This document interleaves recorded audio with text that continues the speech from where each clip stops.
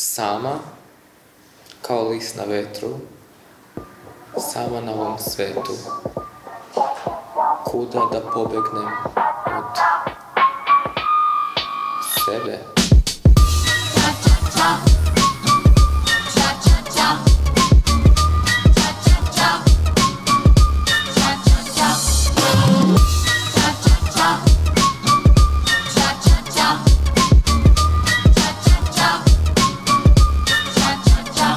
Ćao! Ćao! Moje ime je Roxanne. Moje Entity. I dobrodošli u Ovdje su na nečem bijelom.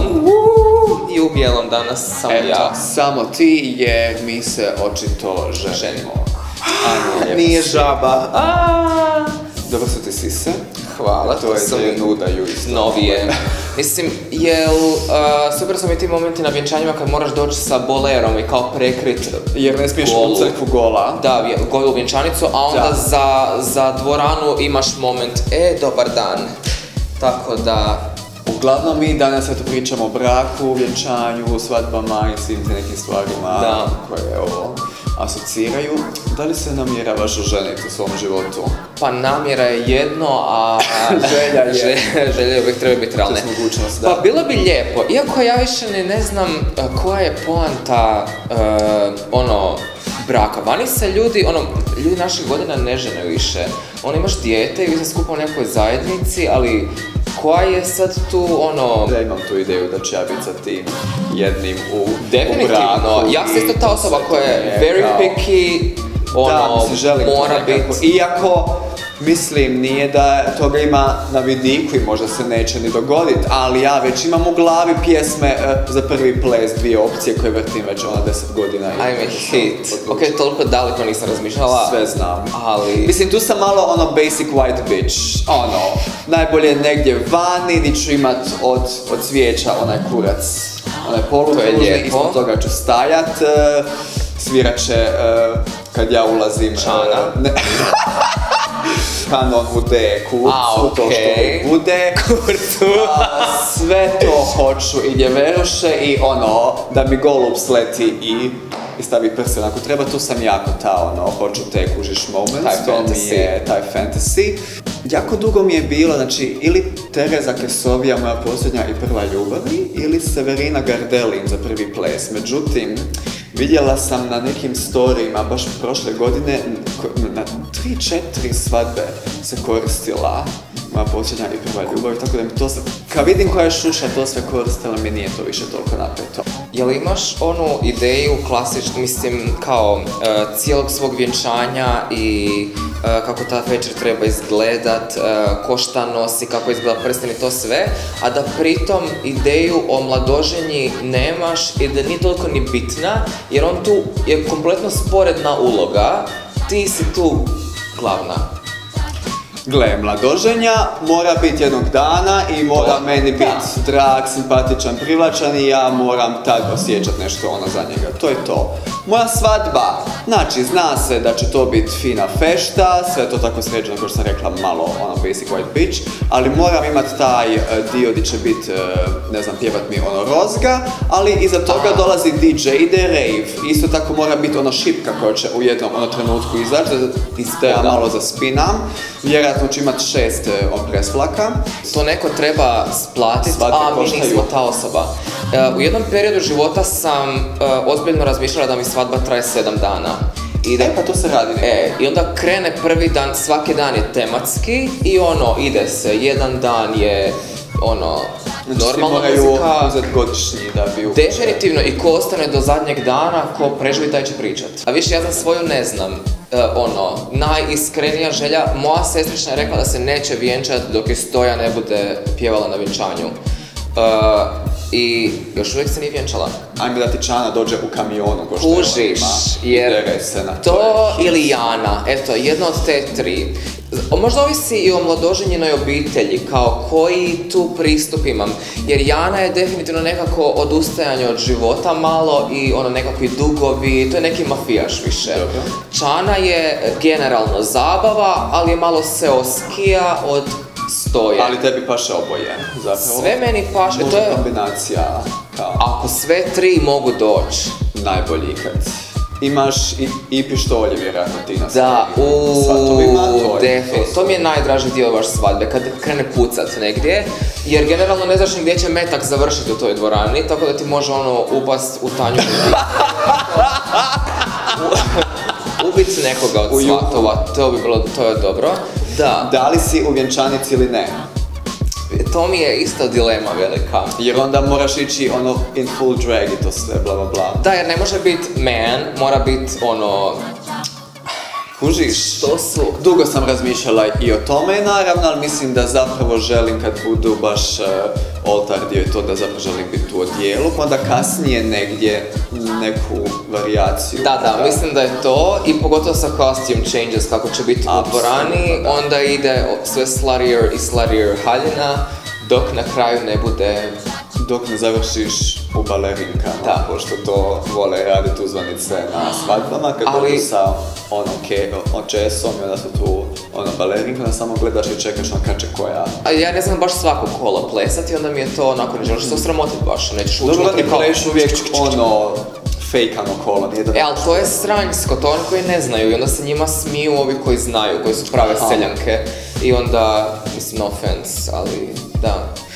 Volim i to putovanje u koloni s autima gdje se trubi, gdje se smeta svima okolo, ima da svi znaju da je sad svatovi i ovaj auto u kojem mladoženja i mlada putuju, to se mora iznajmiti Mercedes, oprosti, nema ništa ispod te klase, ili BMW, bilo što Njemačko. Da.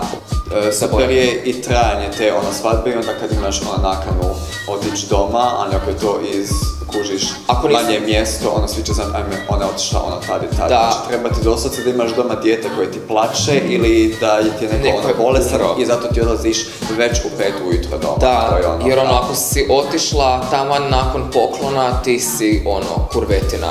Omiljena stvar mi je kad se na svadbi snima cijeli video materijal, tako da mlada onda može kasnije pregledavati ko je koliko dao u kojoj koverti.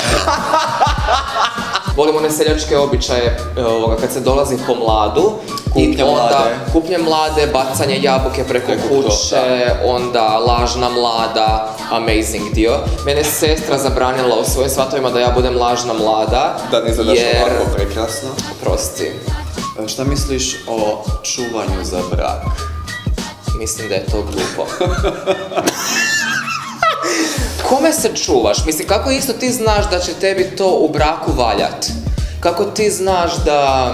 Ja zaista mogu shvatiti zašto ima netko potrebu biti religiozan, vjerovati u Boga i u crkvu, to kužim, ali u toj cijeloj priči, taj dio da ti moraš ostati djevica do braka, zaista nikad ne razumijenja za to. Mislim, niko ne kaže da ih budeš sa 50 prije, ali bar nek ti on bude 5 jebote, bar da nekako znaš šta ti hoćeš, šta ti želiš. Da mu znaš i reći da krivo ližeš ili tako neke To je bitno, ali mislim, rade kontr sami sebe, znači žele da su ljudi u braku, sretni, vjenčani, a govorim da se smiju poševiti tek tad. Pa bolje da malo vježbaju prije pa će znat hoće li ostati duže. Mislim, zato se brakovi raspadaju. Ili kad probaju analno jer to nije se zdjevičila, nego to je kršćanski. Nije u pičku, da. Primi tu pak. Da. Jer mislim, šta ona zna, ali onda mislim, sve kako smo na strani žene odmah, šta ona zna, kako oni znaju uopće da njima to paše ili ne paše, što možda oni misle, imaju krivu ideju kao šta je taj seks, kao to je nešto neugodno s čim se radi djeca, jer se ne znaju jebati jedno i drugo i bolje da se to prije braka obavili, da se zna već. Jel te privlače oženjeni muškarci?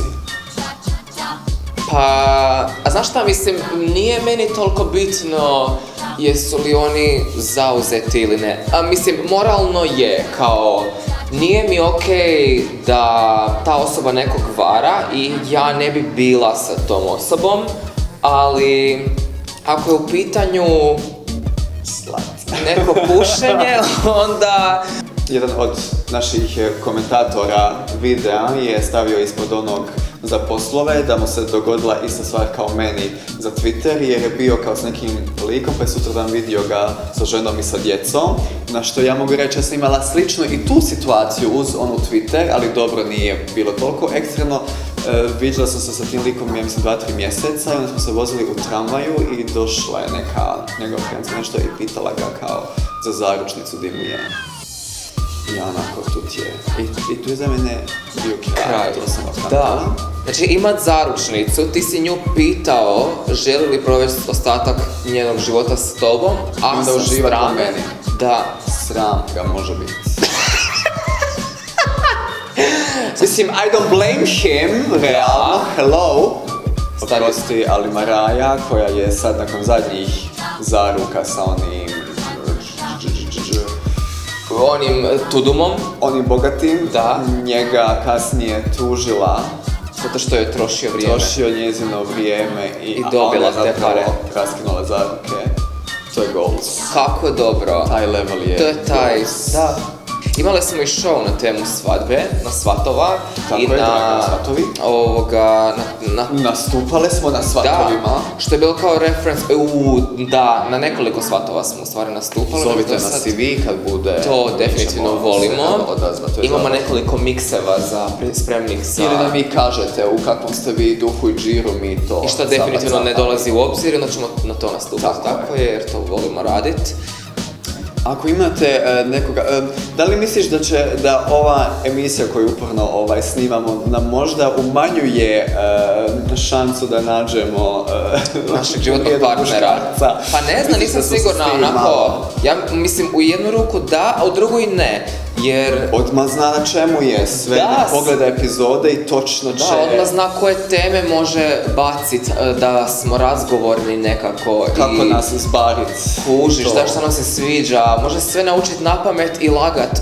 Ali ima sad ono novo su javili da na Instagramu, kad smo kod flirtovanja, da na Instagramu sad miču one emoji responses u porukama. Kako ćemo sad slat vatrice?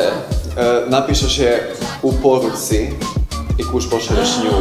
Ne moraš izreagirat, nego je... Pametna! Napišeš kao da. Šaljite nam te muškarce, zovite nas da vam pjevamo u Svatovima. Subscribe-ajte. Lajkajte. Recite nam da smo lijepe. Jel da ovo neke Liza Minnella? Liza Minnella. Je, jako je. Tako da možeš imat neki akt, super.